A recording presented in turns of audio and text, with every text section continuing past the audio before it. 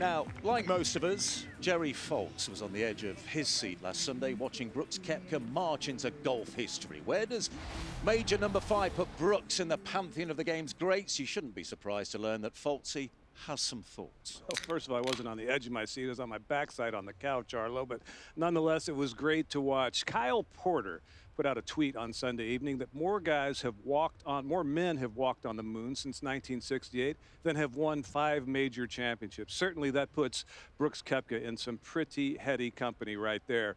I wouldn't lie to you and say I wasn't rooting for Brooks like so many people within LIV and so many of the players who play LIV. Of course we were rooting for Brooks, and other people were rooting against him for just the opposite reasons. But nonetheless, we were happy for him, happy for what he did, happy for the accomplishment for him individually, not so much what it meant to LIV, because in my opinion, I don't think LIV had anything to prove in terms of the quality of its players. But I would like to get David Faherty's opinion on exactly what this means in the big picture and how Brooks will now be viewed by his peers. Any differently or any better? Yeah, I think, Jerry, you know, there are 3 groups. There's his family, who already knew, you know, and he said, you know, he was so happy to see his mom, his stepmom, his dad, and of course Jenna, you know, is going to support him. There are his peers who already knew, you know, what sort of a player he was. Regardless of which tour they played for. Regardless, yeah. Exactly. And then there's the golfing public that, you know, might not have known. You know, was he going to make it back to the top of the game? You know, he had his doubts himself, but, you know, it puts him, you know, ahead of, you know, players like Ballesteros, and in the same category as Sam Snead. You know, Walter Hagen won 3 PGA championships.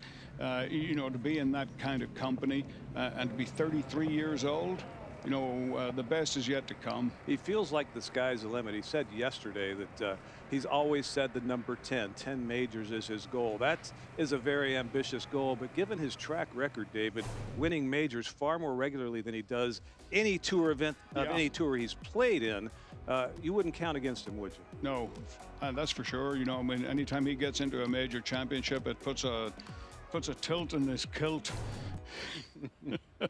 For want of a better expression. Yeah, you know, I mean, it really does it for him.